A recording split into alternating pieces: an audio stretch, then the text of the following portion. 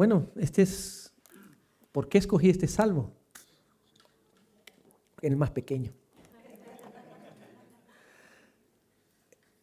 Pero es el más corto del salterio, pero precisamente por eso a veces podemos pasar por alto como, bueno, es un salmo más y saltarlo muy apresuradamente, ¿no? Como un rito o algo así.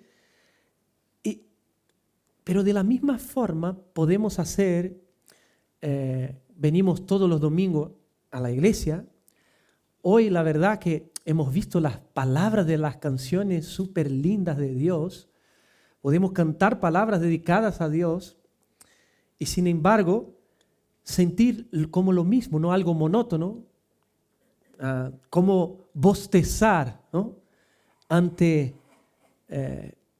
la gloria de Dios. O sea, se está expresando a Dios en las alabanzas y estamos bostezando, ¿no? Como, ¿quién es Dios? Estamos rodeados, no solo en las alabanzas, sino que estamos rodeados de las maravillas de Dios, pero en muchas ocasiones, yo hablo por mí,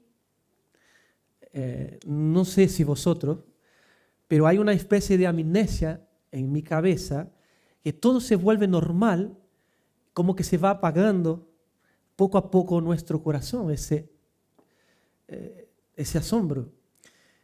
Y el punto clave no es que Dios ha dejado de ser digno de alabanza, sino que es que hemos dejado de verlo de una forma correcta. Jesús hoy ha hecho una introducción preciosa.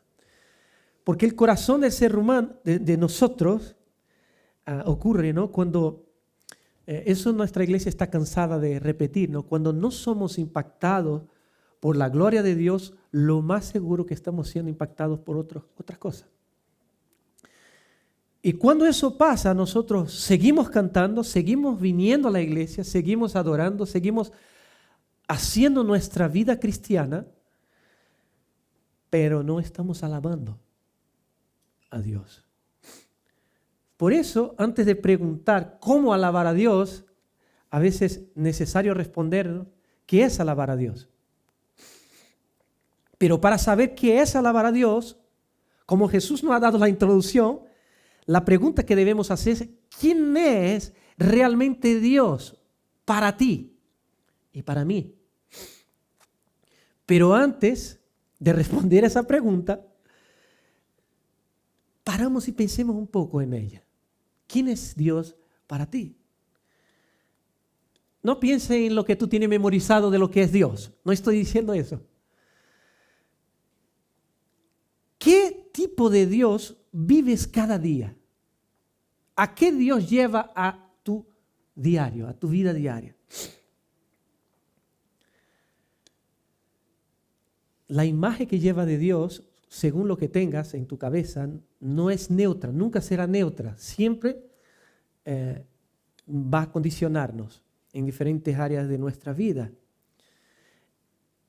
Y como Jesús ha dicho, a veces construimos esa imagen a través de mitos, lo que dice la sociedad, lo que yo escucho a alguien diciendo, mira, es que he tenido una experiencia, he visto a mi madre que murió hace 5 años y por lo tanto me dijo que me cuidaba, que estaba cuidando de mí.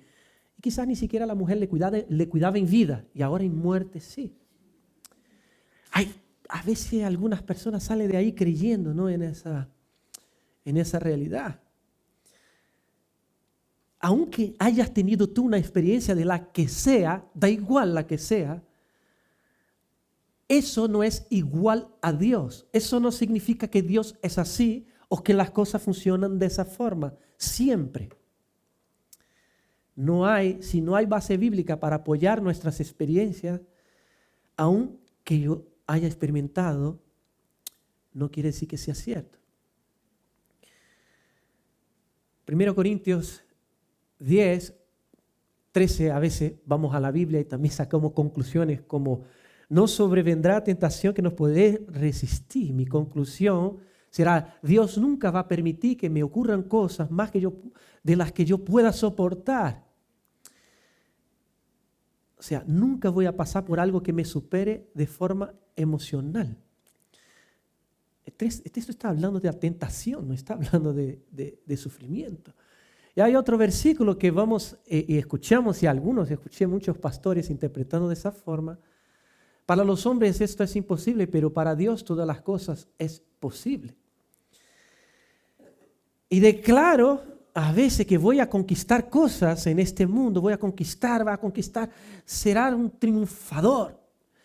No lo va a hacer, vas a fracasar. En la vida vas a llevar, tropezones que te vas a dejar muy mal. No lo vas a lograr todo en la vida. Aquí está hablando de la imposibilidad del ser humano ser salvo por medio de las obras. Por lo tanto, para el hombre es imposible, pero para Dios todas las cosas es posible, incluyendo salvarte por medio de la gracia y no por lo que tú hagas y yo haga. No está hablando de logros personales. Por lo tanto, no hay forma de alabar a ese Dios falso que nos da todo lo que propongamos.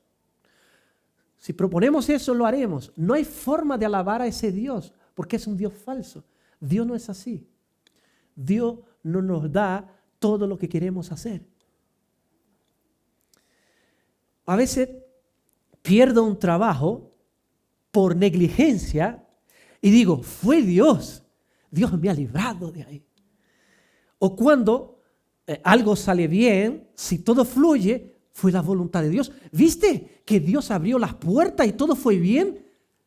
Una señal de Dios. Dios confirmó su voluntad a través de las puertas abrirse. Si no fluye, o si fluye, es Dios. Si no fluye, no es Dios. Y llegamos a veces a conclusiones peligrosas, ¿no? Pero ese no es el Dios que la Biblia presenta. Entonces la pregunta clave no es ¿qué pienso yo de Dios? ¿Qué pienso en el sentido que, yo creo que, ¿qué siento? No, yo siento que Dios, o no, es que he tenido una experiencia, por lo tanto Dios. La pregunta clave es ¿quién es Dios según lo que Él ha revelado?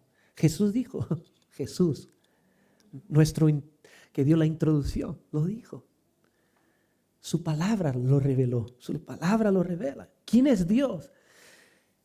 Una vez más, ¿qué Dios llevo a mi vida diaria? ¿Qué Dios llevo al tomar decisiones como escoger una novia o un novio?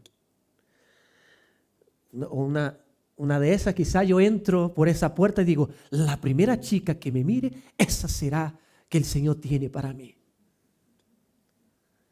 Es que me miró. No, quizás te miró porque no había otro lugar para mirar, pero no es una señal cósmica, ni nada por el estilo.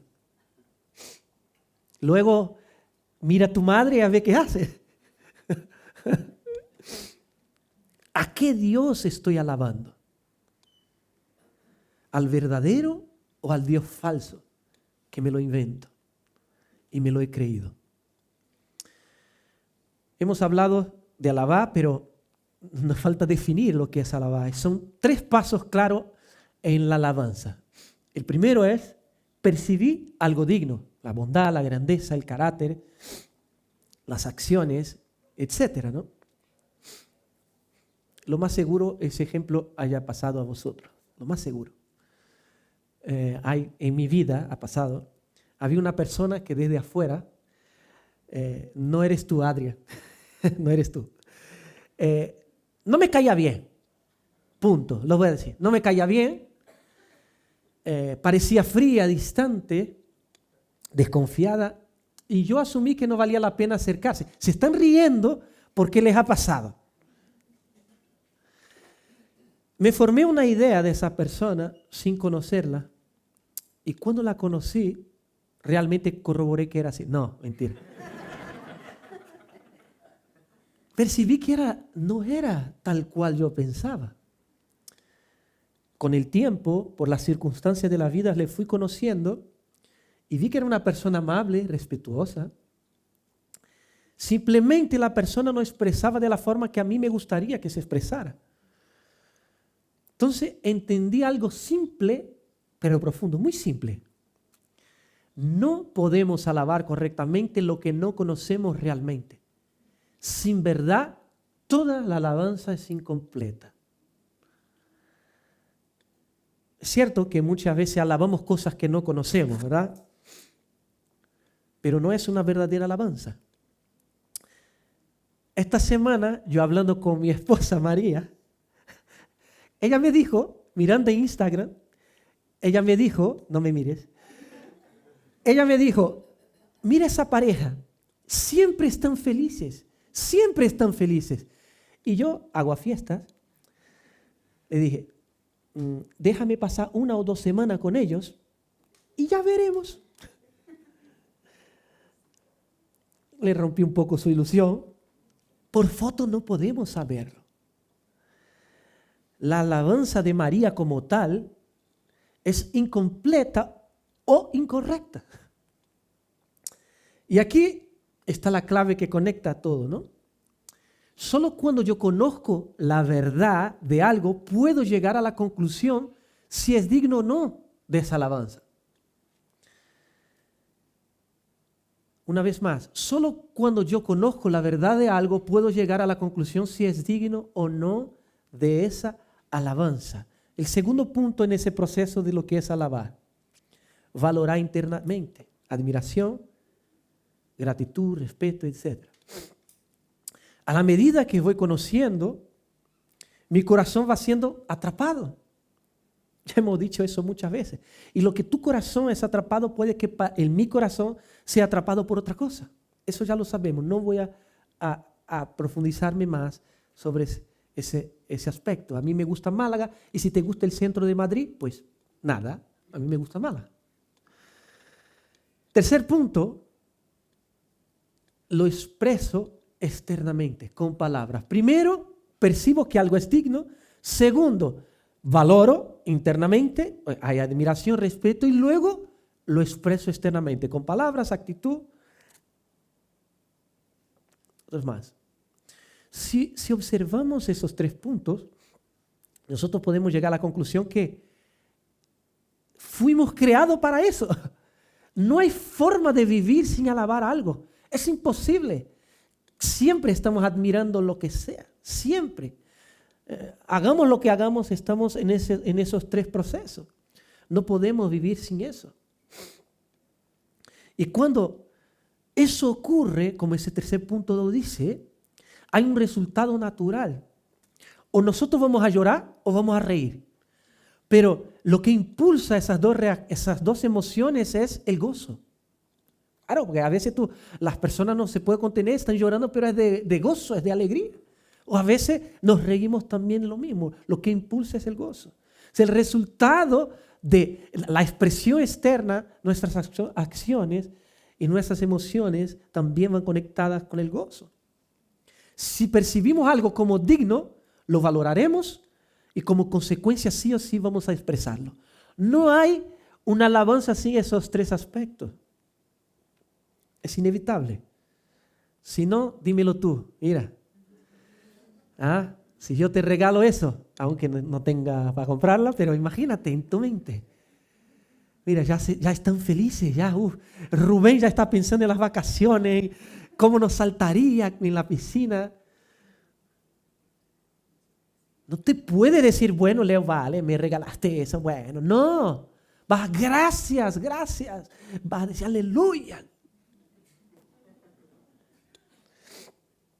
El resultado de alabar es gozo. Si realmente valoras algo, si valoras, lo vas a gozar. Pero por eso que cuando llevamos esos aspectos a Dios, todo cambia. Y la pregunta que hago es, ¿qué valoro en Dios que me lleva a alabarlo? Piensa. Porque si mi idea de Dios es incorrecta, mi alabanza también lo será. Ahora entiende, si percibo mal, valoro mal. Si valoro mal, expreso mal. Así de sencillo. Cuando yo juzgué a esa persona sin conocerla, mi valoración estaba limitada. Cuando María juzgó a ese matrimonio, también su valoración estaba limitada. Y si hay una valoración errónea, mi respuesta hacia ella será vana. ¿Y si esa familia no es feliz? ¿Y si la esposa le obliga al esposo a reírse en la foto? El tío no le gusta la foto. Por eso no se alaba correctamente lo que no se conoce correctamente. Eso al final, alabar no es solo una emoción espontánea, una reacción. Aquí que nosotros venimos a este lugar y hacemos cosas a lo loco. No, la alabanza es algo consciente. Alabar es el resultado de un conocimiento real que produce una valoración real y que inevitablemente se expresa de forma real.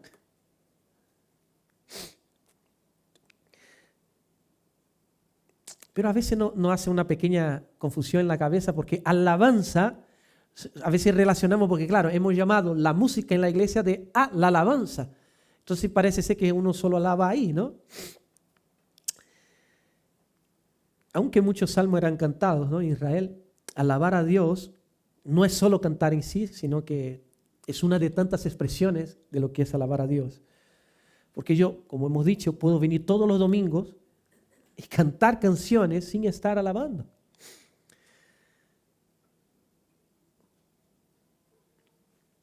Pero sí, las canciones son una herramienta que nosotros usamos muy poderosa para ello. Por eso los domingos hay un trabajo por detrás de escoger canciones que nos lleva a recordar el carácter de Dios. ¿Quién es Dios? Por eso, en tu casa, tú podías desde hoy montar una mini cultura cristiana, una mini cultura musical, de decir, a partir de hoy voy a montar una mini cultura en mi casa de escuchar música que refleje el carácter de Dios en mi vida. Tú puedes hacerlo a partir de hoy. Entre paréntesis, ¿vale? No tiene mucha aplicación, pero quiero decirlo porque eso me ha llamado la atención. Yo he dado, cuando doy retiros a algunas iglesias, yo he notado en las que he ido que los jóvenes, sin que nadie le pida, sin que nadie le obligara, yo he visto que ellos sacaron los tiempos informales del retiro, o sea, informales que no había nada, ninguna programación, se reunían a tocar y a cantar canciones de alabanza a Dios, que hablaban de Dios y de su carácter.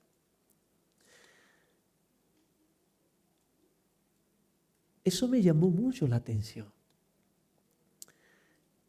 Algo no estamos percibiendo de Dios si mi repertorio de canciones y de música se resume a Taylor Swift o a Rosalía. Algo estamos perdiendo de Dios si mi repertorio de canción se resume a eso.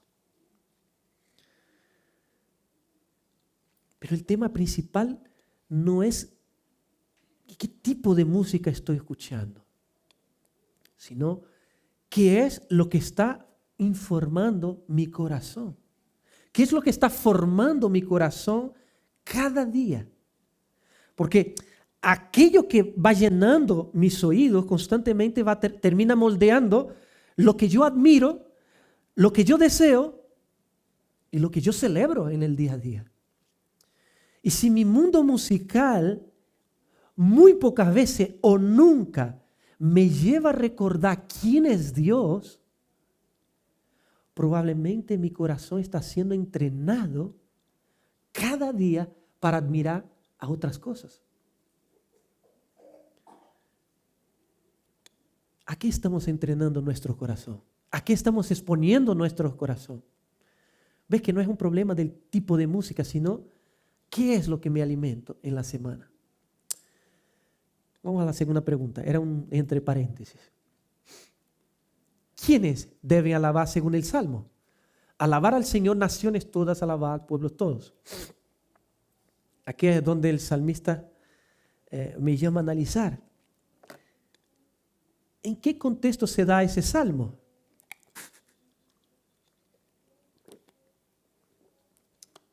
Más evidente, ¿no? En contexto del pueblo de Israel. No era una pregunta trampa, ¿vale? Se da en Israel. Dios había decidido revelarse al mundo a través de ese pueblo. Israel, por lo tanto, era el medio por el cual Dios había decidido revelar quién era. Por lo tanto, cualquier persona fuera de Israel que quisiera conocer a Dios, no podía hacerlo a su manera, como él quería. A no ser que Dios de forma muy específica se revelara a alguien, no vamos a poner a Dios tampoco limitado a lo que él hace. Pero la forma común de proceder en el Antiguo Testamento era que si tú eres extranjero, tienes que ir a Israel o tienes que ver el Dios de Israel. No había otro medio común. Hay algo importante también que debemos entender, pero sin embargo Dios nunca cerró las puertas para los gentiles, lo que llamaban los otros pueblos que no eran Israel. Dios nunca cerró las puertas para los gentiles.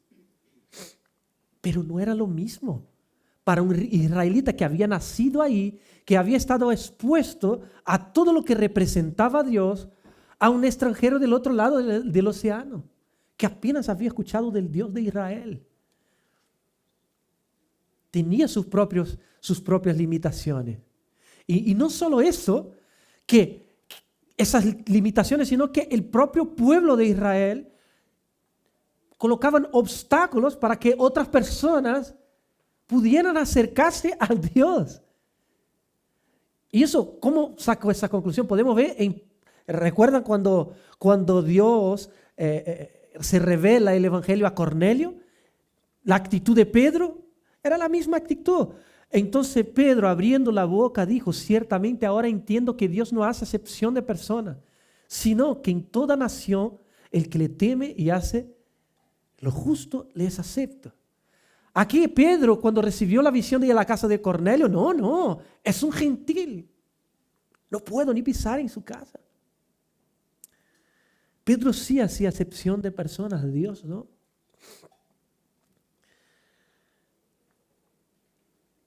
No era un problema nuevo, esos obstáculos, era un problema antiguo. Pedro no comprendía de todo el carácter de Dios. Y volviendo al texto, el salmista da un mandato que todos le alaben, todos le alaben.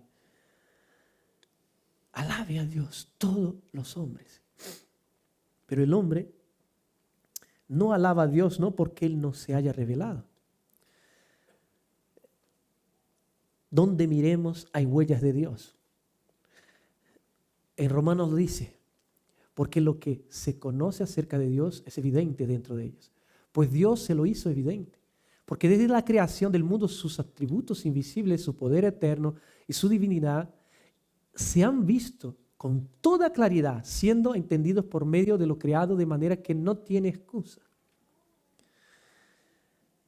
La forma en que Dios se ha revelado es evidente. No puede ser algo oculto. Es notable. Por lo tanto, el ser humano tiene motivo suficiente para alabar a Dios. Pero aparte de la revelación de Dios, todo lo creado, Salmo 117, Él nos invita a alabar a Dios por dos cosas. Aquí entra. Porque grande es su misericordia para con nosotros y la verdad del Señor es eterna. Por esas dos cosas. Nos pide, alaben todos. ¿Por qué? ¿Por qué tengo que alabarte? Pues por su misericordia y porque su verdad es eterna. ¿Y qué relación tienen esos dos aspectos? Bueno, nadie puede alabar a Dios correctamente si no conoce a Dios. Y nadie puede conocer a Dios si Él no se ha revelado. ¿Y de qué forma la misericordia de Dios ha sido revelada al ser humano? Vamos a ver un poquito ese aspecto. Como el llamado es genérico, todos alaben, pues vamos a ver también esa revelación genérica. ¿Vale? ¿Por qué su misericordia es motivo de alabanza?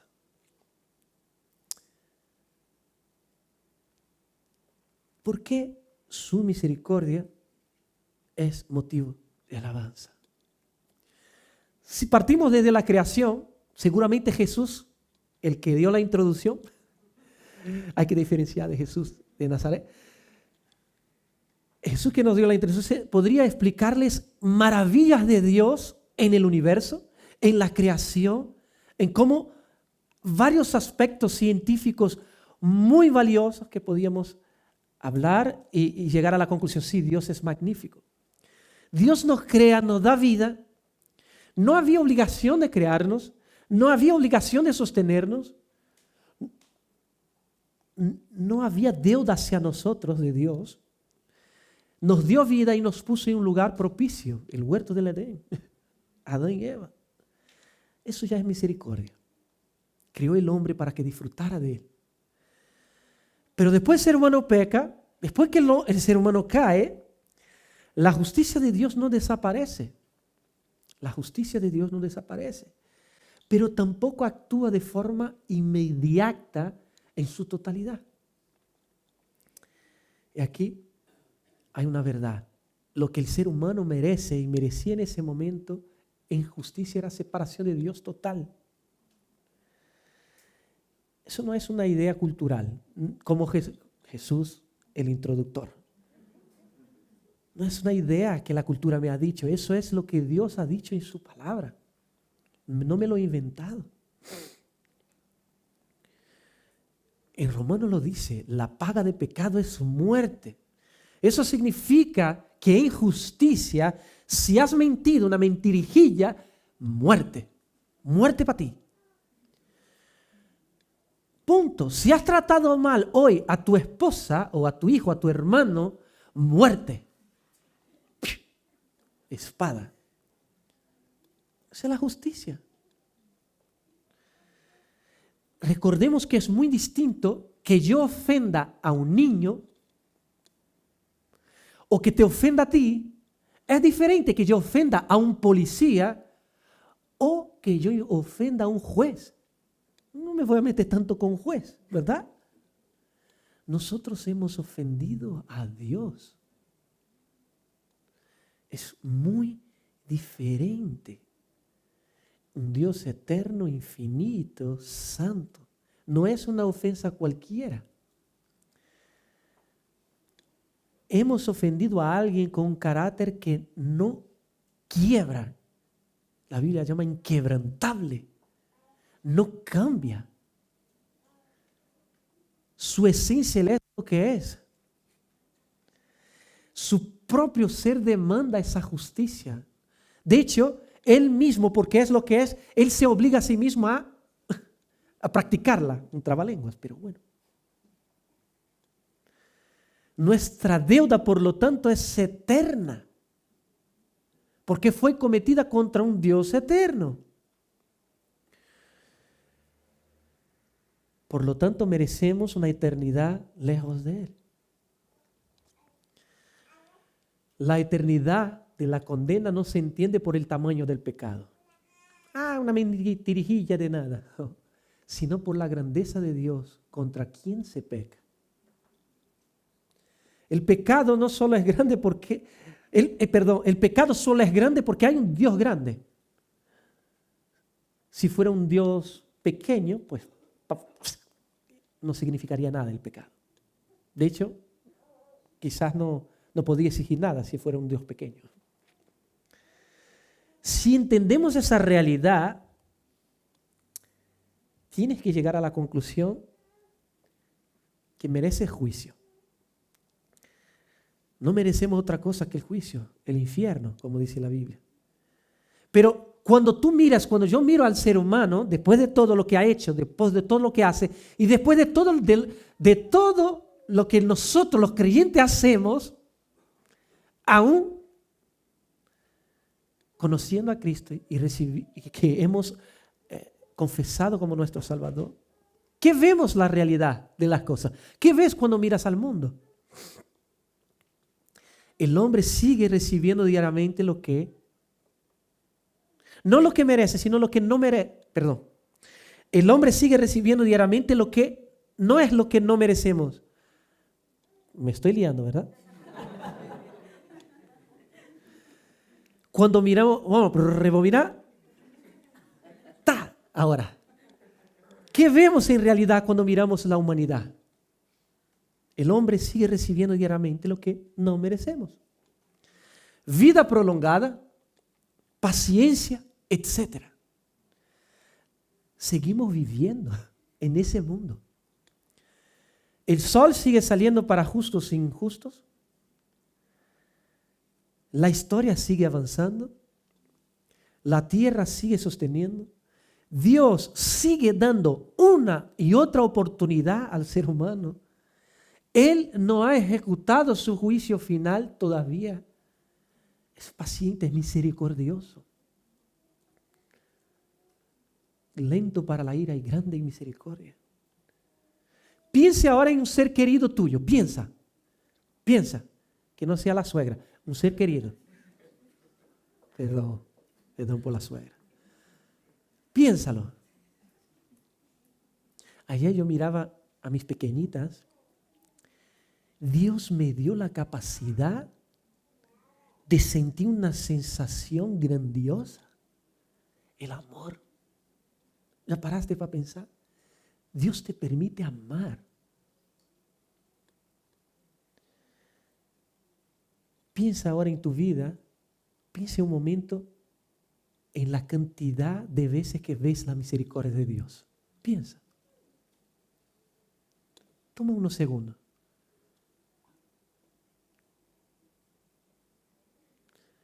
Eso es misericordia sostenida en el tiempo. Pero no percibimos, a veces vamos como los caballos. Eso significa que todos vivimos dentro de un espacio de misericordia que no merecemos. No estamos viviendo porque lo merezcamos, sino porque Dios es misericordioso. ¿Ves? Ahora que paramos un momento y nos sentamos, nos tranquilizamos, Dios es digno de ser alabado.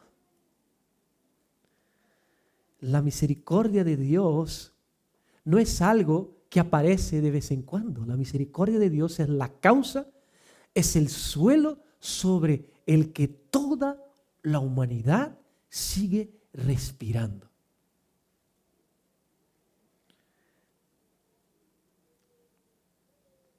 La misericordia de Dios no se entiende solo por lo que Él nos da. La misericordia de Dios se entiende por lo que Él no nos ha dado, que es la condenación. Por lo tanto, si la misericordia de Dios ha sido revelada, entonces hay base para conocer a Dios. Hay base para conocer a Dios. Y si hay base para conocerle, hay base para alabarle. Es una secuencia. Y tampoco es que Dios está pidiendo una alabanza ciega, como hemos dicho, no. Él está llamándonos a una alabanza basada en lo que Él se ha mostrado, cómo se ha revelado. Sigue la segunda parte del versículo. Me estoy reteniendo mucho. Porque grande es su misericordia para con nosotros y la verdad del Señor es eterna. ¿Por qué su verdad es motivo de alabanza? ¿Por qué su verdad eterna es motivo de alabanza? Ya hemos visto la misericordia. La verdad es eterna. Quiere decir que la verdad no cambia. En la Biblia, cuando habla de verdad, está hablando de la esencia de quién es Dios. Lo que Dios es, lo que Él habla, lo que se mantiene fiel. Es decir, Dios no cambia su carácter ni sus promesas. Misericordia y verdad parece que no tienen mucho que ver, pero se complementan. La misericordia, como vimos, nos muestra que Dios no nos trata como merecemos.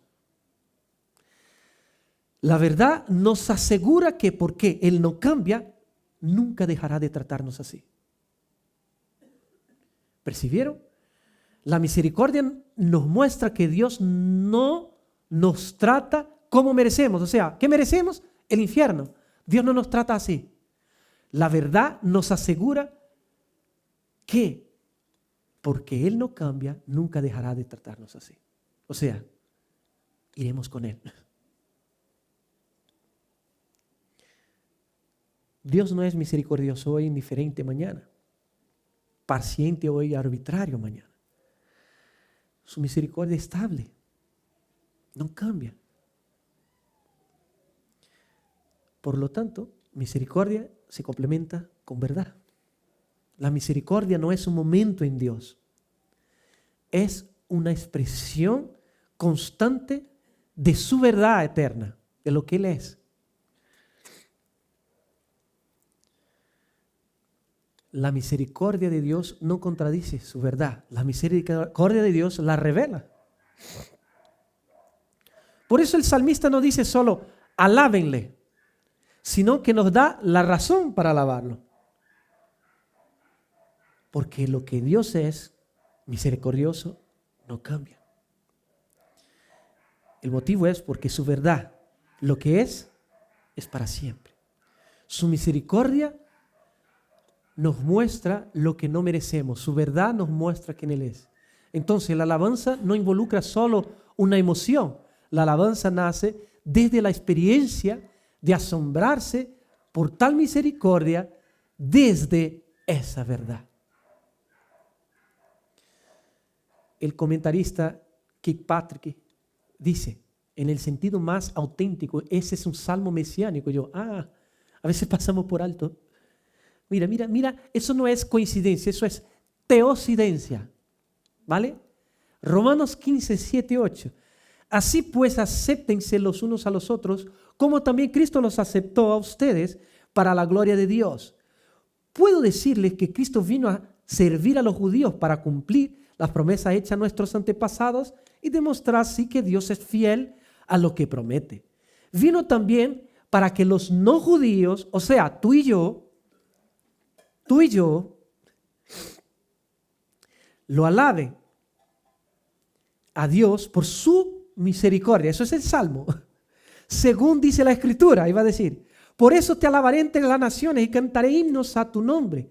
En otra parte, la Escritura dice, alégrense naciones con el pueblo de Dios. Y en otro lugar dice, naciones y pueblos todos, alaben al Señor. El Salmo. Cristo es el cumplimiento de ese salmo. Pero no solo en el sentido de que ahora todas las naciones le pueden alabar a Dios por medio de Cristo, sino que Cristo es donde la misericordia y la verdad de Dios se hacen visibles. Cristo es donde la misericordia de Dios y lo que Dios es, podemos verlo de forma palpable. El Evangelio de Juan 1:14 lo dice, y el Verbo se hizo carne, habitó entre nosotros y vimos su gloria, gloria como del unigénito del Padre, lleno de gracia y verdad. ¿Ves que estamos hablando de un Dios que se dio a conocer? Visible, no son ideas echadas al aire. En Él, en Cristo, la misericordia ya no es una teoría. La misericordia en Cristo ya no es abstracta. Son visibles. Por eso ahora sí, todas las naciones pueden alabarle correctamente. Porque Dios no solo habló, Dios se mostró. Y si yo no puedo alabar, como hemos visto, aquello que no se ha manifestado, en Cristo podemos ver quién es Dios, la máxima expresión de Dios, como dice Hebreos 1:3. Él, Cristo, es el resplandor de su gloria y la expresión exacta de su naturaleza y sostiene todas las cosas por la palabra de su poder. Solo es posible alabar a Dios por medio de su verdadera revelación. No hay otro medio.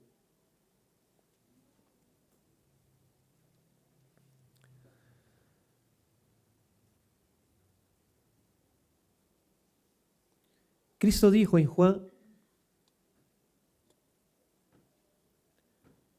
14:6, yo soy el camino, yo soy la verdad, yo soy la vida. Nadie viene al Padre sino por mí. ¿Por qué digo que no hay otro medio de alabar a Dios? Porque cualquier persona puede salir allá afuera, admirar la naturaleza, la creación y decir, ¡ay, qué bonito! Pero Dios solo está contento con su Hijo. Dios solo se complace en su Hijo. Los discípulos en una ocasión preguntaron, muéstranos al Padre. Y Cristo lo dijo, mírame. El que me ha visto al Padre. Dios escogió a Israel para que las naciones vinieran y vieran la verdadera faz de Dios. Hoy, Dios por medio de Cristo invita a que todos le miren y nos asombremos por lo que vemos y alabemos. Ahora, si realmente entiendo que estoy viviendo pisando esa misericordia de Dios, entonces mi problema no es que no tengo motivos para alabarlo, mi problema es que estoy ignorando la misericordia de Dios que ya estoy disfrutando. Esta semana tuve una conversación seria, muy seria, con mi hija de 1 año. Ahí está. Mientras María le preparaba su comida, como el padre, la niña, no puede esperar comida, que está muy ansiosa, estaba llorando. Y yo le agarré y le decía, hija, ¿tú no eres capaz de ver mis misericordias hacia tu vida? ¿Acaso alguna vez te he dejado con hambre? ¿Y acaso no estás viendo tu madre que te está haciendo la comida? Bueno, no entendió nada. Siguió llorando. Seamos honestos, hay días que nosotros no alabamos, no porque Dios haya dejado de ser misericordioso, sino porque primero algo ha ocupado nuestro corazón. Me quejo por cosas pequeñas, mientras tengo muchísimas cosas que Dios me ha dado. Me enfoco en lo que no tengo, teniendo tanto.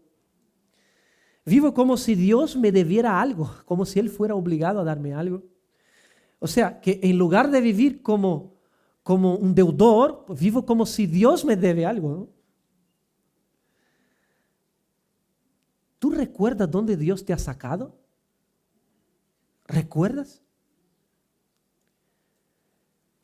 En ese momento yo no estoy viendo a Dios correctamente.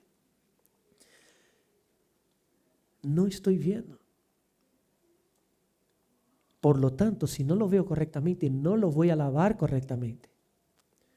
Así como mi hijita. Mi falta de alabanza es un problema de visión. Por eso necesitamos mirar a Cristo.